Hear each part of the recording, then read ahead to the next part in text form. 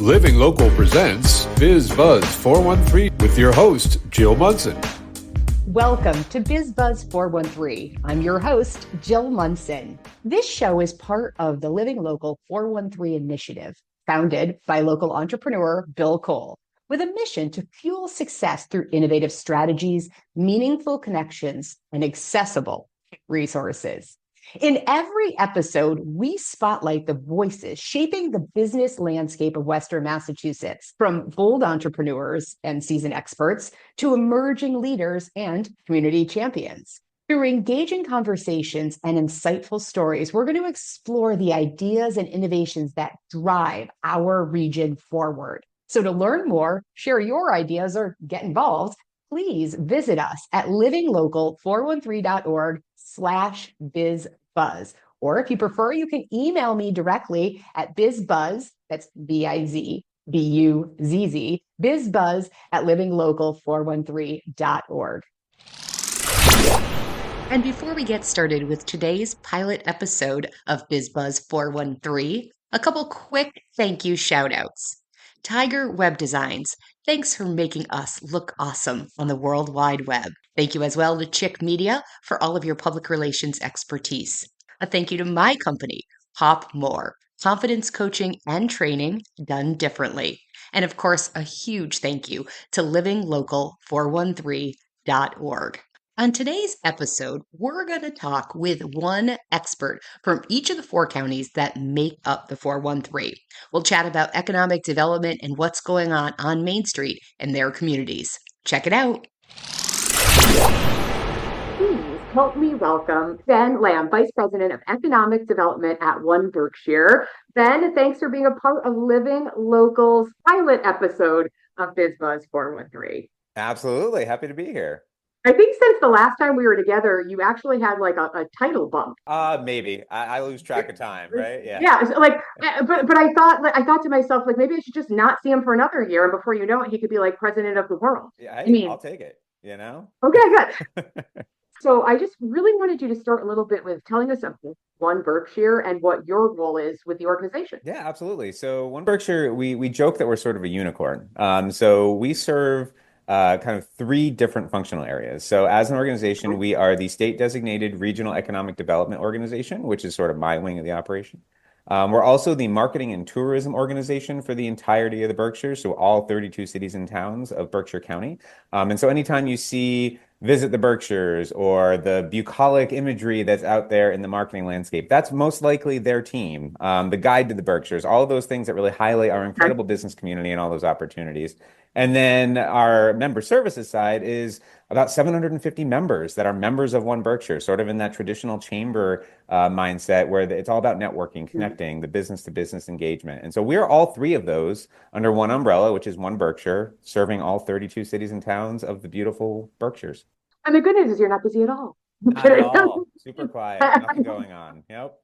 So I know I love your organization. I think the model is very interesting. As I've explored, various Main Street USAs across the country, I appreciate what One Berkshire does, because I think tourism is a part of economic development, especially when it's a beautiful Berkshires. But tell me a little bit. So when we think Main Street USA and the Berkshires, obviously with Pittsfield being the biggest of all of those, but beyond that, each of your communities has their own. So what's going on in Berkshire County, Main Street USA, in terms of growth and positive trajectory? And then where are some of those challenges? Sure, yeah. So in terms of growth in the Berkshires, one of the things that we've gotten really in tune with is we have this strategic plan that we launched back in 2019 called the Berkshire Blueprint.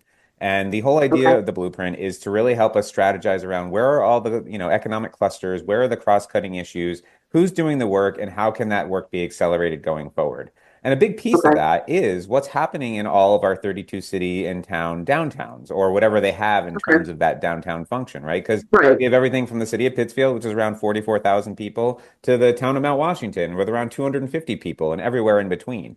And so it's a really wide spectrum of what that looks like in terms of each of those communities. But I think what the reality is in this region, we've seen sort of this movement and this tickering from being, that deficit mindset, very often in places that might have had a a challenged economy, especially when major industry leaves, you have this generational trauma that's occurred.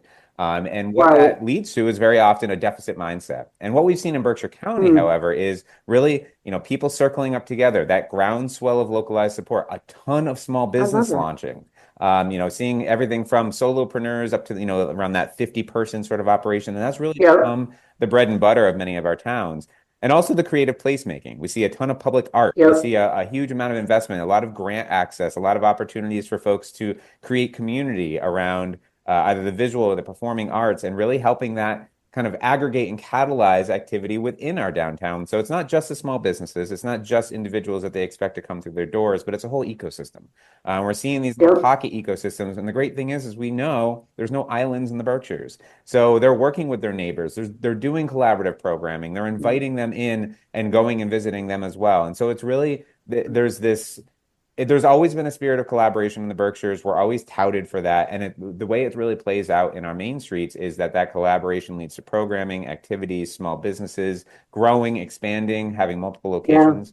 And so that's the real tangible stuff.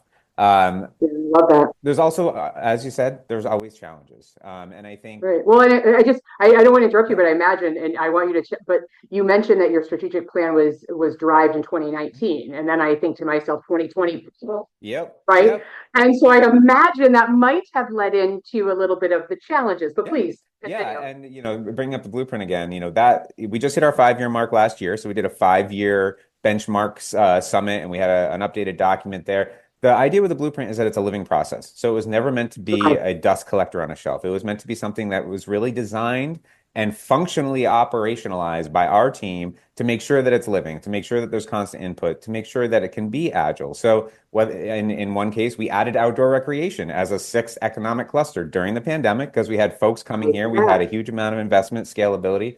And so, yes, like challenges come up, and the blueprint allows for us to be agile and integrate those into the scaffolding. Which is really important because we can't just sit and say that everything's static in 2019 and it's always going to be this way and we just have to operate in that way. No, it's very much so a living process. But when it comes to some of those challenges, yes, obviously the big ones that everyone, has experienced with the pandemic and the challenges that presented. Right now we're in kind of this interesting era where there's a lot of unknowns about what the economy is going to look like. There's a lot of, I think, immediate reaction that wants to occur. And so one of the big things that we're focusing on is education. So making sure that people are really aware of what the opportunities, assets, amenities are at their fingertips and helping them to navigate those. And often when you're blasted with things on social media and, some is real, some is not, AI, all that coming into play, it's also a matter of helping people to be responsive versus reactionary. And so thinking things through, working with network and resource partners, really making sure that they've created resiliency plans so that as things do come their way, they're ready for it. So that's definitely kind of the unknown area is certainly one thing. And then another one, which we really started to get into the weeds on about a year ago now, is around business succession and transition. We have a aging population, particularly in Western Massachusetts, where we have a huge number actually of businesses that are owned by folks over the age of 65.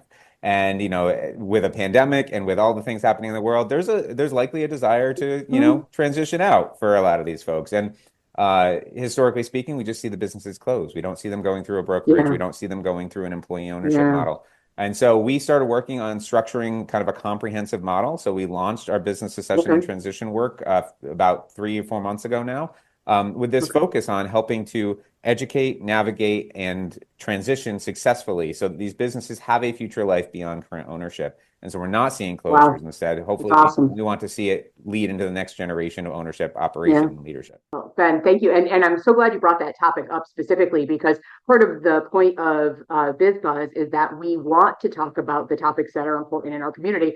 And Bill Cole, our founder, and I sat down and we were going through and made a list. And one of them was the succession planning and like, what does this workforce look like between how do you get the skilled labor? How do you get, the planning? Who do you need to talk to? Lawyers, important financial people, etc. So maybe I'll have you back to talk about that topic when we get there. Yeah. All right. Well, thank you so much. I want everyone that's listening to stick around because although we love the Berkshires, there are 3 other counties. Next up, we're going to Hampden County.